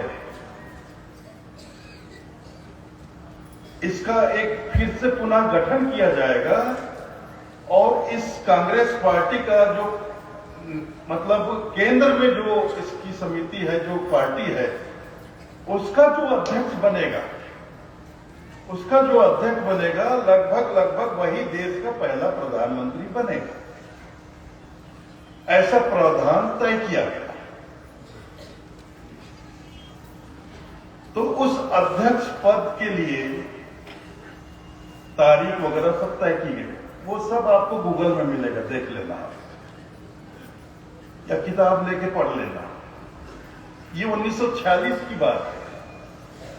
आजादी से पहले ये एक अंतरिम सरकार बनाना था, फिर अंग्रेज अंतरिम सरकार को भारत देश की बागडोर व्यवस्था सौंपकर भारत छोड़कर वापस जाने वाले, इसलिए अंतरिम सरकार बनाने की जरूरत थी। यहां के लोगों ने, कांग्रेस ने मिलकर ये एक प्रावधान तैयार किया कि इस तरह से हमें अंतरिम सरकार बनाना चाहिए कि पूरे 15 राज्य 15 सदस्य हमें लेने चाहिए। 15 राज्य में जो अध्यक्ष है कांग्रेस, उनको बुलाओ, फिर वो 15 सदस्य मिलकर एक राष्ट्रीय अध्यक्ष के रूप में नामांकित करेंगे, फिर उसे चुना जाएगा, वो राष्ट्रीय अध्यक्ष होगा। और लगभग ये तय हो गया कि जो राष्ट्रीय अध्यक्ष चुना जाएगा उसी को देश का पहला प्रधानमंत्री बनाया जाएगा। तो इस तरह ये प्रक्रिया प्रारंभ हुई। तो कुल मिलाकर 15 सदस्य आए, 15 सदस्य थे पूरे देश को मिलाकर, दिल्ली में इकट्ठा हुए। अब ये नामांकन का दिन था, सब जुटे ही कांग्रेस भवन, सारे लोग इकट्ठा हुए, बहुत सारे लोग इकट्ठा हुए। तो जो गांधी जी 13 साल पहले कांग्रेस छोड़ दिए थे और धमाक से टपक गए, वहां आकर बैठ गए आसन मार के, और उन्होंने अपनी पसंद भी बता दी। सिर्फ वहां आए नहीं, अपनी पसंद भी बता दी कि भाई मेरी पसंद तो पंडित नेहरू की है, नेहरू को ही बनाना चाहिए। अपनी पसंद इस रूप में बता दी उन्होंने, मेरी पसंद ये पंडित जवाहरलाल नेहरू है। महात्मा गांधी, सोचो, उस समय सबसे ज्यादा लोकप्रिय थे और सबके श्रद्धा के पात्र थे, सभी लोग उनका हृदय से सम्मान करते थे। उन्होंने अपनी पसंद बताई। उसके बावजूद 15 लोगों में से 12 लोगों ने सरदार वल्लभ भाई पटेल को नामांकित किया। सरदार वल्लभ भाई पटेल को 15 में से 12 लोगों ने नामांकित किया और पंडित जवाहरलाल नेहरू को 0, एक आदमी ने भी नामांकित नहीं किया, क्योंकि 15 में से 3 लोग अनुपस्थित थे, वो लोग वहां आए ही नहीं। केवल 12 लोग आए और 12 के 12 लोगों ने सरदार वल्लभ भाई पटेल को चुना। ये नेहरू का तो अंडा भी नहीं फूटा, एक आदमी ने भी उनको, पंडित जवाहरलाल नेहरू को नामांकित नहीं किया। गांधी जी का मुंह लटक गया, नेहरू के समर्थक सबका मुंह लटक गया। गांधी जी की बात भी किसी ने नहीं माना, क्योंकि वो नेहरू के स्वभाव से सब परिचित थे। दिन भर देश प्रेमी बना फिरता था और रात को अंग्रेजों की पार्टियों में जाकर सिगरेट फूंकता था। और वो अंग्रेज जो 250 साल हम पे राज हुकूमत की, हम पे अत्याचार किए, उनकी बीवियों का सिगरेट जलाता था अपने लाइटर से, उनके साथ ही हाहा करता था बैठकर पार्टी में। आपको बहुत फोटो मिल जाएंगे। इसलिए उस वक्त जो भारत के अपने बहुत उस वक्त कर्णधार लोग थे, वो साधारण लोग नहीं थे, वहां पे जो इकट्ठे हुए थे, किसी को भी नेहरू पसंद नहीं था इन्हीं कारणों से, क्योंकि उसका स्वभाव ठीक नहीं था, उसका चरित्र ठीक नहीं था। किसी ने भी गांधी जी के कहने के बावजूद किसी ने नेहरू को नामांकित नहीं किया, एक आदमी ने, शून्य था नेहरू। गांधी जी दुखी हो गए। अब नामांकन उठाने की आखिरी तारीख से पहले, आखिरी समय से, अंतिम समय से पहले जाकर गांधी जी ने सरदार वल्लभ भाई पटेल को बोल दिया कि आपको नेहरू के लिए अपना नाम वापस लेना पड़ेगा। गांधी जी ने सरदार वल्लभ भाई पटेल को बोला कि आपको नेहरू जी के लिए अपना नाम वापस लेना पड़ेगा। अब सरदार वल्लभ भाई पटेल महात्मा गांधी का हृदय से सम्मान करते, गांधी जी के प्रति उनके हृदय में श्रद्धा, सम्मान था। उन्होंने तुरंत जाकर अपना नाम वापस ले लिया, अपना नाम वापस ले लिया। जो नामांकन था, 12 लोगों के द्वारा जो नामांकित किया गया नामांकन भरा था, अकेले थे, निर्विरोध थे, कोई उनके पक्ष में खड़ा नहीं था, निर्विरोध चुन लिए गए थे, निर्विरोध।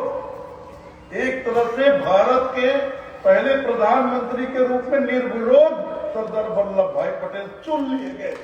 उसको महात्मा गांधी ने बैठा दिया आदेश देकर कि नेहरू के लिए आप अपना नाम वापस लीजिए। और उन्होंने एक बार भी नहीं सोचा, एक सेकंड की देरी नहीं की, जाकर अपना नाम वापस ले लिया और महात्मा गांधी ने नेहरू का नाम नामांकित किया और उसको अध्यक्ष बना दिया और देश का पहला प्रधानमंत्री घोषित कर दिया। इसका मतलब समझते हैं? हमारे भारत देश में लोकतंत्र स्थापित होने के पहले ही महात्मा गांधी ने लोकतंत्र की हत्या कर दी।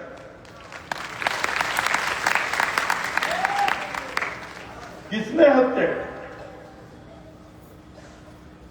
लोकतांत्रिक तरीके से तो सरदार वल्लभ भाई पटेल चुने गए थे, निर्विरोध। 12 वोट, मतलब 12 लोग उनके समर्थन पे थे और नेहरू के समर्थन में एक आदमी भी नहीं था। तो लोकतंत्र का तो ये तरीका होता है, ये हिसाब किताब होता है।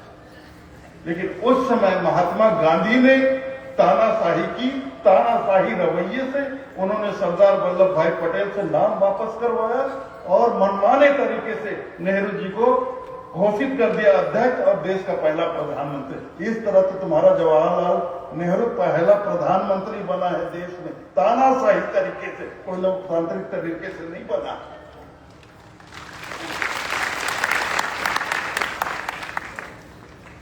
एक कहावत है इंग्लिश में, incomplete knowledge is always dangerous. अधूरी जानकारी हमेशा खतरनाक होती है। Incomplete knowledge always painful. अधूरी जानकारी हमेशा दुखदाई होती है, खतरनाक होती है। हम लोग भारत के रहने वाले हैं, भारत के नागरिक हैं।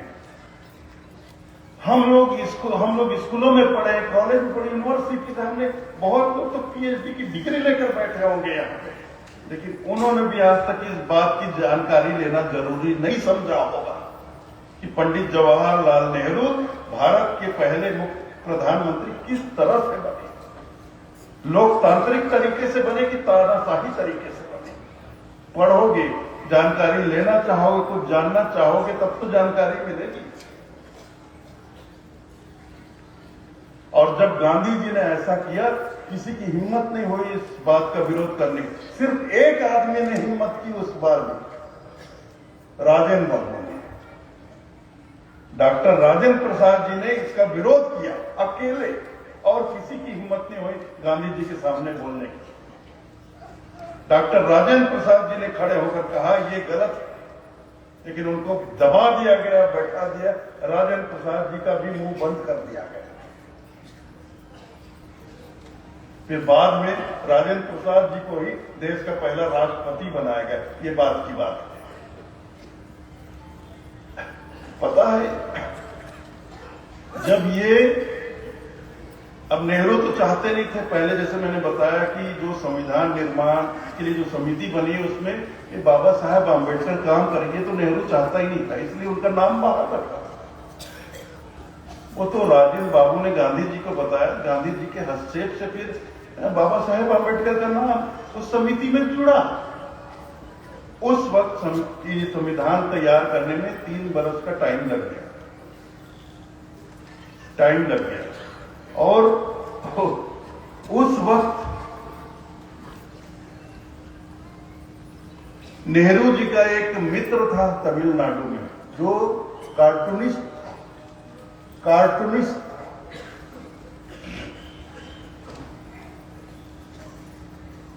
मतलब जैसे अखबार में या पत्रिकाओं में जो कार्टून नहीं, व्यंग करने का एक तरीका कार्टून भी होता है। तो नेताओं पे ही सबसे ज्यादा कार्टून बनते हैं। तो कार्टूनिस्ट था वो, पंडित जवाहरलाल नेहरू का घनिष्ठ मित्र था, वो तमिलनाडु का था। उसने एक कार्टून बनाया। क्या कार्टून बनाया? एक घोंघा जो बहुत धीरे चलता है। अब तक माना जाता है कि कछुआ सबसे धीरे चलता है, लेकिन ये घोंघा जो होता है ना, ये कछुए से भी धीरे चलता है। समुद्र में घोंघा होता है, पानी में तो तेजी से चलता है, लेकिन जब जमीन पर रेत पे एकदम धीरे, बहुत धीमा चलता है। उस घोंघे के ऊपर बाबा साहेब आम्बेडकर को बैठा हुआ दिखलाया गया है, और घोंघे के ऊपर लिखा है संविधान। और बाबा साहेब आम्बेडकर को, जबकि संविधान के निर्माण में लगभग 350 लोग थे, अकेले बाबा साहेब नहीं थे, लेकिन घोंघे के ऊपर अकेले बाबा साहेब आम्बेडकर को बैठा हुआ दिखलाया गया है। और उसके पीछे पंडित नेहरू को हंटर लिए हुए दिखलाया गया है, जो हंटर चला रहे हैं। इसका क्या मतलब?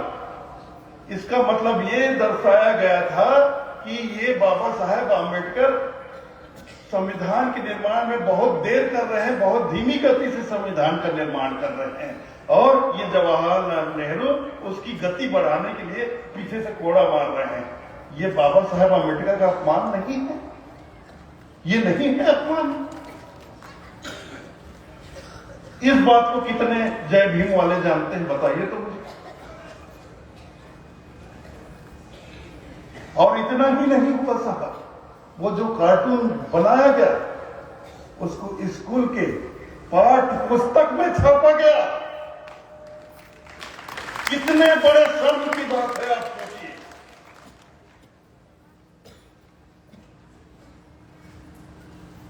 कितने बड़े शर्म की बात है। उस कार्टून को पाठ्य पुस्तक तक में छाप दिया गया था।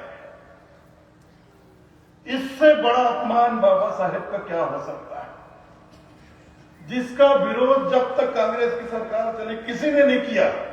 बाद में जब 14 में भाजपा की सरकार बनी, तब एक हमारे कबीरपंथी थे, थावर चंद जी गहलोत, मध्य प्रदेश के, जो उस वक्त उस सरकार में, मोदी जी के पहले सरकार में सामाजिक न्याय मंत्री थे।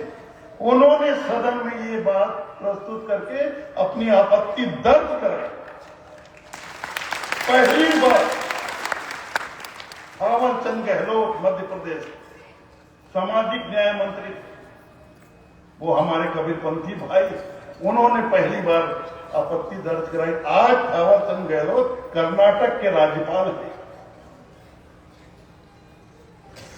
इतने सालों तक किसी को याद नहीं आया कि बाबा साहब का कार्टून कितना बड़ा अपमान किया जा रहा है, किताबों में, पाठ्य पुस्तक में छापा जा रहा है। इतने बड़े बड़े धुरंधर नेता आए और गए सदन में, किसी ने आपत्ति दर्ज कराई? किसी ने नहीं कराई। और सदन में ऐसा नहीं कि सिर्फ हिंदू ही आए होंगे, कि मुसलमान ही आए होंगे, कि सिख ही आए होंगे। क्या बाबा साहब जिस समाज से थे, एससी समाज से, क्या कोई सांसद सदन में नहीं गया? सैकड़ों सांसद बनकर एसटी समाज के लोग सदन में गए, लेकिन उन्होंने भी इसका विरोध नहीं दर्ज कराया। साहब, जो आज जय भीम का नारा लगाते हैं, इन लोगों ने भी आज तक कभी इस बात का विरोध दर्ज नहीं कराया जो थावर चंद गहलोत ने कहा। कितना बड़ा अपमान है, आप सोचिए। इस नेहरू जी ने बाबा साहब के साथ इतना भेदभाव किया।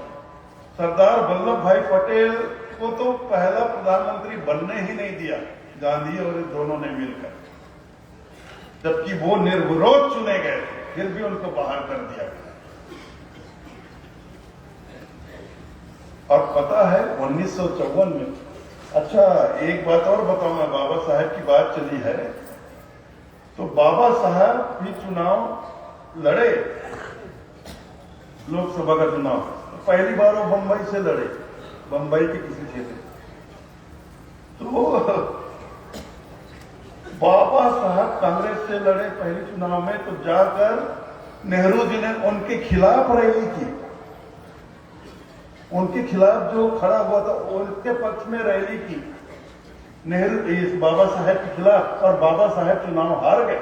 इससे दुखी होकर बाबा साहब ने कांग्रेस पार्टी छोड़ दिया, उन्होंने अपनी एक पार्टी बनाई।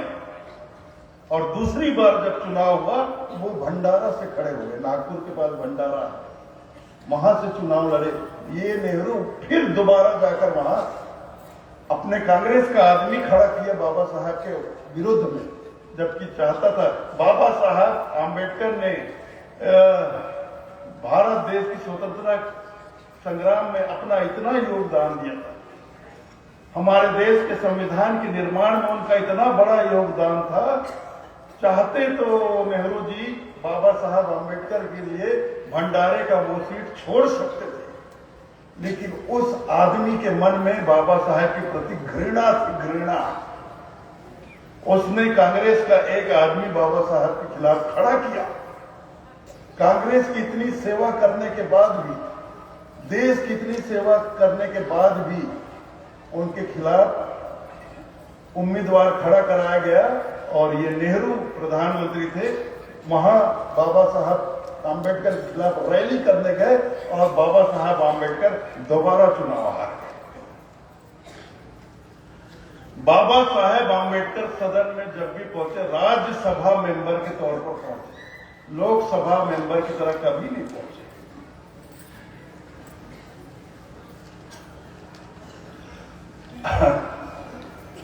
पहली बार तो जब राज्यसभा मेंबर के तौर पर गए थे तो उनको कानून मंत्री बनाया गया था। पहले मुंबई से लड़े, हरवा दिया नेहरू जी ने, फिर राज्यसभा के सदस्य के रूप में भेजा गया तो उनको कानून मंत्री बनाया गया। लेकिन नेहरू जी उससे परेशान होकर उन्होंने कानून मंत्री के पद से भी इस्तीफा दे दिया। और पता है उस वक्त 1954 में राज्यसभा में बाबा साहेब आंबेडकर ने, सदन में राज्यसभा में बाबा साहेब आंबेडकर ने क्या कहा था पता? मेरा जी चाहता है कि मैं इस संविधान को जला दूं। ये शब्द थे उनके। मेरा मन करता है मैं इस संविधान को जला दूं, जला दूं। तो सदन के बाहर उनके एक मित्र ने पूछा कि आपने बतलाया नहीं, ऐसी बात आपने आखिर क्यों कही? इस संविधान में के निर्माण में आपका भी तो बड़ा योगदान था, फिर आप इसको जलाने की बात क्यों करते हैं? तो बाबा साहब ने कहा, हमने किसी देवता के लिए एक सुंदर मंदिर का निर्माण किया था। हमने सोचा था कि कोई बहुत सुंदर देवता आकर विराजमान होगा उस मंदिर में जिसकी पूजा हो। हमने सोचा था कोई बहुत अच्छी सरकार बनेगी। ये जो संविधान हमने तैयार किया, ये किसी देवता तुल्य आदमी के हाथों में जाएगा और उसके हाथों से संचालित होगा। लेकिन ऐसा नहीं हुआ। जब मंदिर बनाया जाता है और वहां देवता के विराजमान होने से पहले कोई राक्षस बैठ जाए तो उस मंदिर को तोड़ देना ही बेहतर होता। ये बाबा साहेब आम्बेडकर के, ये कभी आपने जाना? ये कभी आपने पढ़ा? नहीं पढ़ा कि हमारे देश में क्या क्या हुआ।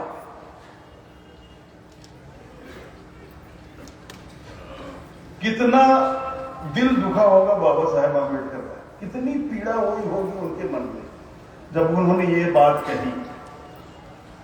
हमने सोचा था ये संविधान देवतुल्य आदमी के हाथ, देवतुल्य लोगों के द्वारा संचालित होगा, लेकिन राक्षस वृत्ति वाले लोगों के हाथ में चला जाए, इसको जलाना ही बेहतर होगा।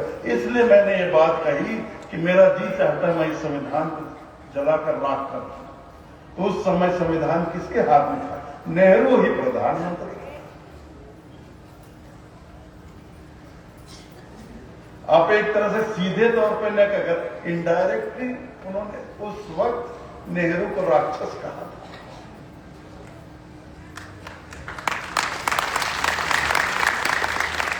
और जो आदमी खुद तानाशाही रवैये से देश का पहला प्रधानमंत्री बना हो, उसका परिवार तो आज तक तानाशाही करता आ रहा है और करता रहेगा।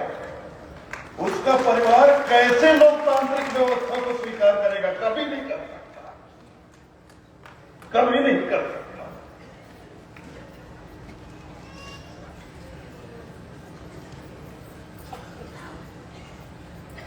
आप भारत देश के नागरिक हैं तो जो सच्चाई है उसको जानिए ना जी, और मुझसे मत जानिए। मैं एक बार झूठ बोल सकता हूं, आपको गलत जानकारी दे सकता हूं, चाहे किसी भी कारण की वजह से हो सकता है मैं आपको गलत जानकारी दे दूं, झूठ बोल दूं। आप डायरेक्ट बाबा साहब आम्बेडकर की लिखी हुई, उनके हाथों से लिखी हुई उनकी अपनी किताबों को पढ़िए ना। जितने भी बाबा साहब आम्बेडकर के लिखे द्वारा उनकी अपनी लिखी हुई किताब है, तो हिंदी अंग्रेजी सब में छपे हुए हैं। आपको हिंदी समझ, आप हिंदी में मंगाइए सारी किताब, आप एक एक पन्ना तौर से पढ़िए, ध्यान तब आपको बाबा साहेब आम्बेडकर के हृदय का, उनकी आत्मा का दर्द आपको दिखाई पड़ेगा कि वास्तव में बाबा साहेब आम्बेडकर का इस देश में सबसे ज्यादा अपमान किन लोगों ने किया है। इसलिए मैं कहता हूं, देखिए मैं सोशल मीडिया में हूं। सोशल मीडिया ऐसी जगह है साहब जहां पूरी बातें बहुत विस्तार से नहीं लिखी जा सकती, तो थोड़ा बहुत इशारे के रूप में मैं कभी कुछ लिख देता हूं, तो मुझे साहब इतनी गालियां पड़ती, इतने लोग मेरे विरोध में बोलना शुरू कर देते हैं। और बोलने वाले लोग गैर कबीरपंथी नहीं, कबीरपंथी ही होते हैं, लेकिन वो दलित होते हैं। इतना कोसते हैं मुझे, अब जबकि मैं बिल्कुल हकीकत बात लिख रहा हूं। मेरे कबीरपंथी होते हुए उनको मेरी बात बुरी लगती है। इसलिए बुरी लगती है क्योंकि सच्चाई उसको नहीं मालूम। उन्होंने कभी सच जानने का अपने जीवन में कोशिश ही नहीं किया, सिर्फ जय भीम दूसरों के पीछे नारा लगाते घूमते आ रहे हैं।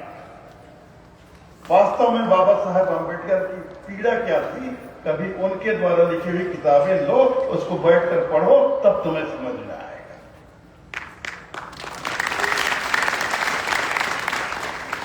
तो साहब देखिए, ये जो उदित मुनि ने जो बातें कही हैं, कुछ नहीं रखा है, फालतू बातें, बेकार की बातें। अब ये तो काल चक्र है, निरंजन तो अपना काल चक्र चला रहा है। अब जो सतगुरु कबीर साहब ने अपने कर कमलों से जिस व्यवस्था को स्थापित किया है, मनसा वाली व्यवस्था को, और कबीरपंथ के 70 से 80% लोग उस व्यवस्था से जुड़े हुए हैं, इस परंपरा से जुड़े हैं, तो जाहिर है निरंजन को, काल निरंजन को ये बर्दाश्त तो होगा ही नहीं। कैसे बर्दाश्त? तो वो समय समय पर ऐसे दूत भूत भेजकर कबीरपंथियों के बीच तरह तरह के भ्रम फैलाते रहते हैं कि ये तो इसके समकालीन नहीं थे, ये उसके समकालीन नहीं थे, कि ये सिर्फ एक ग्रंथी कबीर साहब का है, बाकी तो नकली है दूसरों का। तो ये काम तो वो करते आ रहे हैं, आज भी कर रहे हैं और आगे भी करते रहेंगे। निरंजन अपना काम बंद नहीं करेगा, वो करता ही रहेगा, क्योंकि जम्बूद्वीप का राज ही उसको प्रदान हुआ है, तो अपना काम थोड़ी ना छोड़ेगा वो अपना काम करता रहेगा। लेकिन हम लोग सदगुरु कबीर साहब की शरण में आए हैं, तो साहब इतने ऐसे सदगुरु हमें मिले। मैंने कहा है ना, कबीर ऐसा सदगुरु मिला जैसे रहिए लाग, सब जग तो शीतल भया मिटी आपने आग। कबीर जैसे सदगुरु की शरण में आ गए हैं, तो हमें बस इस जीवन में अपने विवेक को जगा लेना है, और विवेक को जगाकर सही रास्ते पर चल के अपने जीवन का कल्याण कर लेना है। इधर उधर की बातों में हमें नहीं पड़ना। आप मत देखिए किसी को, आप मत सुनिए, कि आप सिर्फ अपने सदगुरु को देखिए, आप अपने सदगुरु के चरणों को देखिए। हमारे कौन? हमारे साहब कबीर। हमारे लिए कोई शिक्षा क्या है? वो सदगुरु के मुखार बिंद से निकले हुए हमारे सदगुरु कबीर के वाणी वचन, वही हमारे लिए सब कुछ। उसी को हम सुनेंगे, उसी को हृदय में धारण करेंगे, और उसी का हम जीवन में पालन करेंगे, बस। इसके अलावा और कुछ नहीं। ना इसकी सुनेंगे, ना उसकी सुनेंगे, ना इसकी तरफ देखेंगे, ना उसकी तरफ देखेंगे। सदगुरु के चरणों की तरफ सुनेंगे, सदगुरु के वाणी वचनों को, और कर्म करेंगे, पालन करेंगे अपने सदगुरु की आज्ञाओं का। बस इतना ही करना है। तो आप लोगों ने मेरी बातें, आज थोड़ी बहुत ज्यादा तीखी बातें हो गई, फिर भी आप लोगों ने मेरी बातें बहुत ध्यानपूर्वक सुनी, प्रेमपूर्वक सुनी। इसके लिए मैं आप सभी लोगों का हृदय से आभारी हूं। इतना ही कहकर आज्ञा चाहूंगा।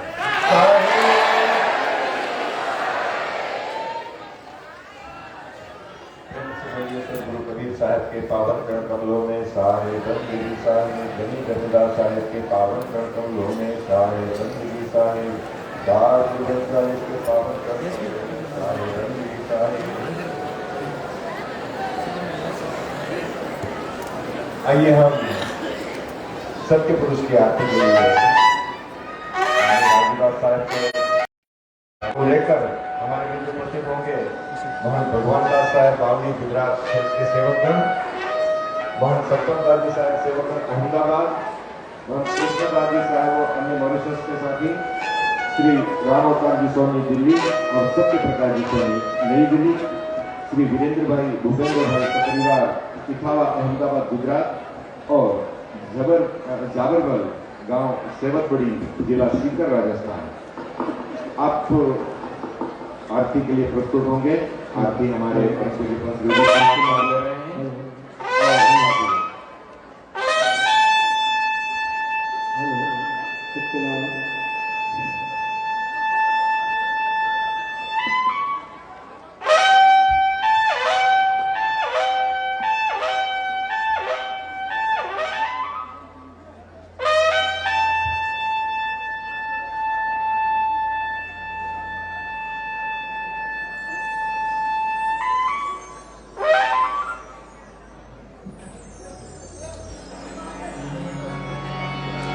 जगमग जगमग ज्योत जली है, ज्ञान आरती फूल जली है। जगमग जगमग ज्योत जली है, ज्ञान आरती फूल जली है।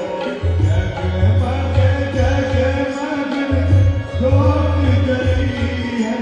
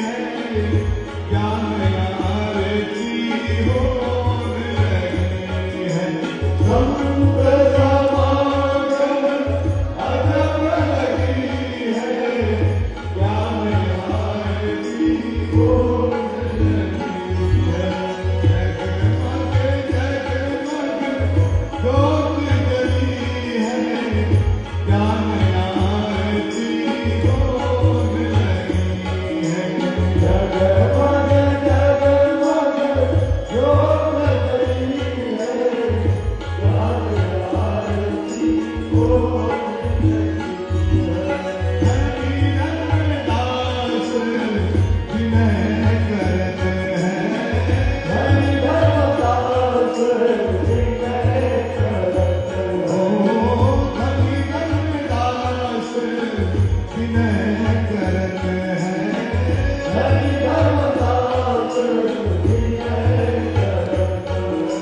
सतगुरु अवगुण मोर हरते हैं सतगुरु अवगुण मोर हरते हैं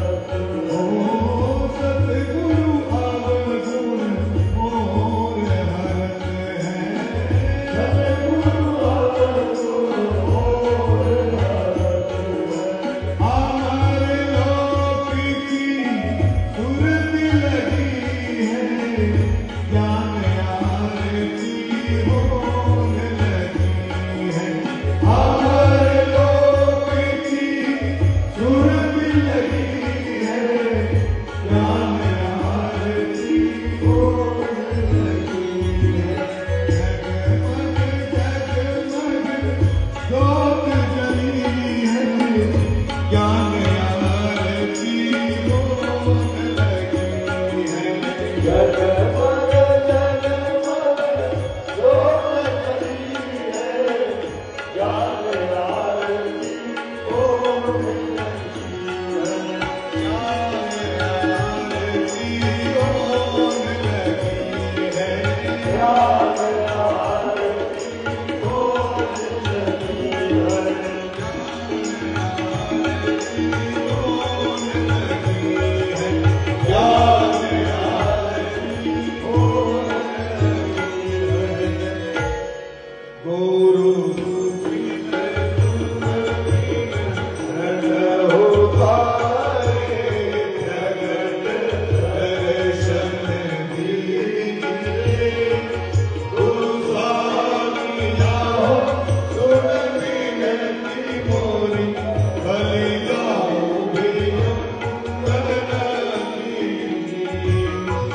गुरु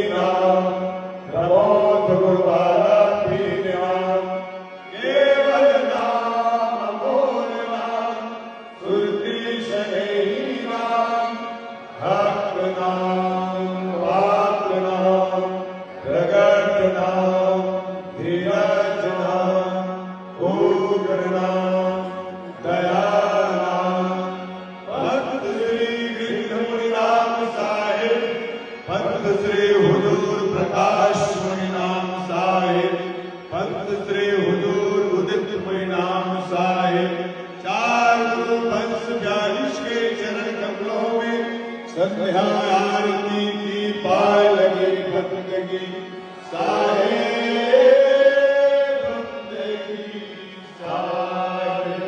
परम पूज्य गुरु गोस्वामी भानु प्रताप साहेब के चरण कमलों में साहेब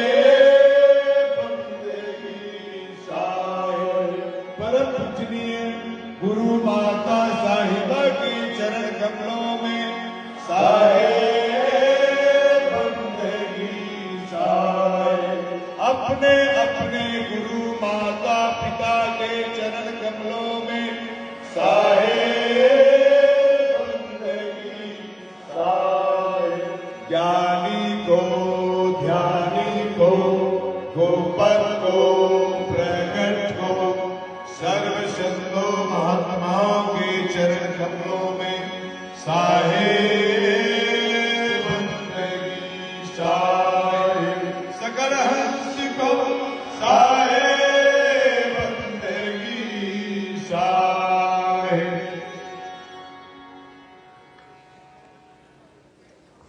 साहेब बंदगी साहेब।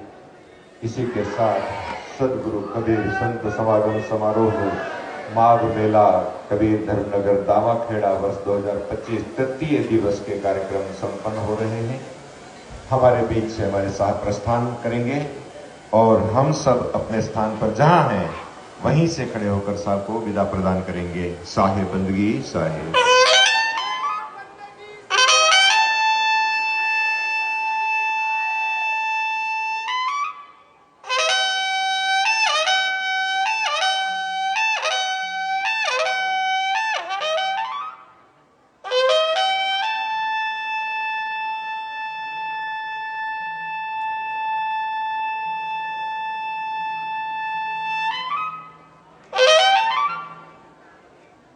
प्रेम से बोलिए सदगुरु कबीर साहब के पावन चरण कमलों में साहेब बंदगी साहेब।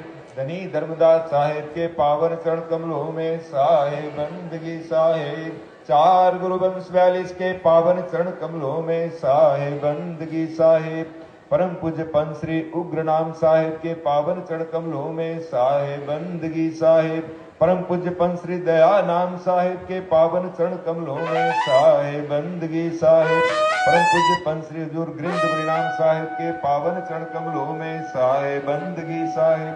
परम पूज्य पंच श्री हजूर प्रकाश परिणाम साहिब के पावन चरण कमलों में साहेब बंदगी साहिब। परम पूज्य पंच श्री उदित परिणाम साहिब के पावन चरण कमलों में साहेब बंदगी साहिब। चार गुरु वंश 42 के पावन चरण कमलों में साहेब बंदगी साहिब। गुरु गोस्वामी डॉक्टर भानु प्रताप साहिब के पावन चरण कमलों में साहेब बंदगी साहिब। सर्व संत महात्माओं के चरण कमलों में साहेब बंदगी साहिब। साहेब बंदगी साहिब। साहेब बंदगी साहिब। कल प्रातः 8 बजे इसी सभा स्थल पर हम हमारे सम्माननीय कैरियर मिशन के राष्ट्रीय प्रतिनिधि डॉक्टर राजेंद्र प्रसाद साहेब महंत साहेब के सानिध्य में योग सत्र करेंगे। 9 बजे गुरु महिमा का पाठ संपन्न होगा। 9 बजे हम शोभा यात्रा में भी भाग लेंगे। 10 बजे पंच श्री गृंद गुरुनाम साहब स्मृति चिकित्सालय में